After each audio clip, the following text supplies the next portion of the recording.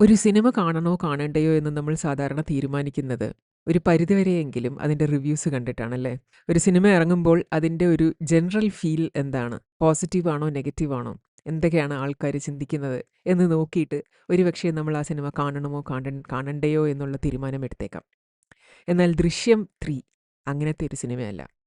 നമ്മൾ മലയാളികൾ ജോർജ് കുട്ടിയുടെ കഥയിൽ അത്രത്തോളം ഇൻവെസ്റ്റഡ് ആണ്. ആരൊക്കെ എന്തൊക്കെ പറഞ്ഞാലും നമ്മൾ നേരിട്ട് പോയി കണ്ട് തീരുമാനിക്കും. ഈ സിനിമയിലെ ജോർജ് കുട്ടിയുടെ കഥ നമുക്ക് വർക്കായോ ഇല്ലയോ എന്ന്. അതുപോലെ തന്നെ ഞാനും 'ദൃശ്യം 3' പോയി കണ്ടു. അതിൻ്റെ ഒരു സ്പോയിലർ ഫ്രീ റിവ്യൂ ആണിത്. ഒറ്റവാക്കിൽ പറഞ്ഞാൽ ജീത്തു ജോസഫിനെ നമ്മൾ അണ്ടർ എസ്റ്റിമേറ്റ് ചെയ്യരുത്. അയാൾ നമ്മൾ ഉദ്ദേശിച്ച ആളല്ല. 5 വർഷമെടുത്ത് അയാൾ പ്ലാൻ ചെയ്യുകയായിരുന്നു. ജോർജ് കുട്ടിയുടെ ജീവിതത്തിൽ ഇനി എന്ത് സംഭവിക്കാമെന്ന്. പ്ലാൻ ചെയ്ത പോലെ തന്നെ എൻ്റെ അഭിപ്രായത്തിൽ നല്ല പോലെ തന്നെ വർക്കൗട്ട് ആയിട്ടുണ്ട്. ചില ചെറിയ പോയിന്റ്സ് ഞാൻ ശ്രദ്ധിച്ചത് പറയാം. 'ദൃശ്യം 2' ഇറങ്ങിയപ്പോൾ ഒരു അഭിപ്രായമുണ്ടായിരുന്നു. മീനയുടെ മേക്കപ്പൊക്കെ ഇത്തിരി കൂടിപ്പോയി. സാധാരണ കുടുംബത്തിലെ സ്ത്രീയല്ലേ എന്നൊക്കെ. അതൊക്കെ കേട്ടിട്ട് ഇപ്രാവശ്യത്തെ 3യിൽ കുറച്ച് ടോൺ ഡൗൺ ചെയ്തിട്ടുണ്ടെന്ന് എനിക്ക് തോന്നി. അത് നന്നായിട്ട് തന്നെ വർക്കായിട്ടുണ്ടെന്നാണ് എനിക്ക് തോന്നിയത്. അതേപോലെ തന്നെ വക്കീലിൻ്റെ പ്രകടനവും ഇതിൽ കുറച്ചുകൂടെ ബെറ്റർ ആയിട്ടുള്ള പോലെയാണ് എനിക്ക് തോന്നിയത്. നല്ല വിഷ്വൽ എലിമെൻറ്റ്സ് ഉണ്ട്. നാടിൻ്റെ ഭംഗിയും പല വീടുകളുടെയും ഭംഗി നല്ലപോലെ പകർത്തിയിട്ടുണ്ട്.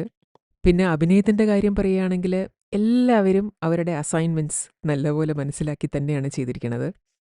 ആ ഫാമിലി എങ്ങനെ ഇവോൾവായി എന്നുള്ളത് നല്ലപോലെ തന്നെ കാണിക്കാൻ പറ്റിയിട്ടുണ്ട്. കുട്ടികളുടെ ജെൻസി ഡയലോഗ്സൊക്കെ ഇപ്പോഴത്തെ പേരൻസിന് റിലേറ്റ് ചെയ്യാൻ പറ്റുന്ന ഡയലോഗ്സാണ്. പിന്നെ അഭിനയത്തിൻ്റെ കാര്യത്തിൽ മോഹൻലാലിനെ കുറിച്ചൊന്നും പറയാനില്ല. 3 സിനിമയും അതായത് 'ദൃശ്യം 1, 2 ആൻഡ് 3' തൻ്റെ തോളുകളിൽ ഭദ്രം എന്ന രീതിയിലാണ് മോഹൻലാലിൻ്റെ അതിമനോഹരമായ അഭിനയം. ചുമന്ന കണ്ണുകളോടുകൂടി വന്ന ചില ആൾക്കാർ നമ്മളെ നല്ലപോലെ പേടിപ്പിക്കുന്നുണ്ട്. അവസാനത്തെ 1 മണിക്കൂർ നമ്മളെ സീറ്റിൻ്റെ മുൾമുനയിൽ തന്നെ നിർത്തി ട്വിസ്റ്റിന്മേൽ ട്വിസ്റ്റ് ഇതിലും കൊണ്ടുവരാൻ ജീത്തു ജോസഫിന് കഴിഞ്ഞിട്ടുണ്ട്. ഓഗസ്റ്റ് 2, 3 തീയതികളിൽ ജോർജ് കുട്ടി പ്ലാൻ ചെയ്ത് ധ്യാനത്തിന് പോയി വന്നതുപോലെ 'ദൃശ്യം 1, 2' സിനിമകളുടെ മാജിക്ക് 'ദൃശ്യം 3'യിലും കൊണ്ടുവരാൻ പറ്റിയിട്ടുണ്ട്. ഒരു ചെറിയ ബഡ്ജറ്റ് സിനിമയായി തുടങ്ങിയ 'ദൃശ്യം 1' പിന്നീട് മലയാളത്തിൽ ഏറ്റവും റീമേക്ക് ചെയ്യപ്പെട്ട ഒരു സിനിമയായി മാറുകയായിരുന്നു. കാരണം സാധാരണ സിനിമകളിൽ ഓഡിയൻസ് എപ്പോഴും ഒരു കുറ്റകൃത്യം ചെയ്യുന്ന ആളുടെ എതിർപക്ഷത്തായിരിക്കും. എന്നാൽ ഇതിൽ കുറ്റകൃത്യം ചെയ്യുന്ന ആൾ പിടിക്കപ്പെടരുതേ എന്നാണ് നമ്മൾ എപ്പോഴും ചിന്തിക്കുന്നത്. 'ദൃശ്യം' ആ രീതിയിൽ നോക്കിക്കഴിഞ്ഞാൽ ഒരു സിനിമാറ്റിക് എക്സ്പെരിമെൻ്റ് ആണ്. ആ എക്സ്പെരിമെൻ്റ് വർക്കായി. നിങ്ങൾ തീർച്ചയായും പോയി കാണുക.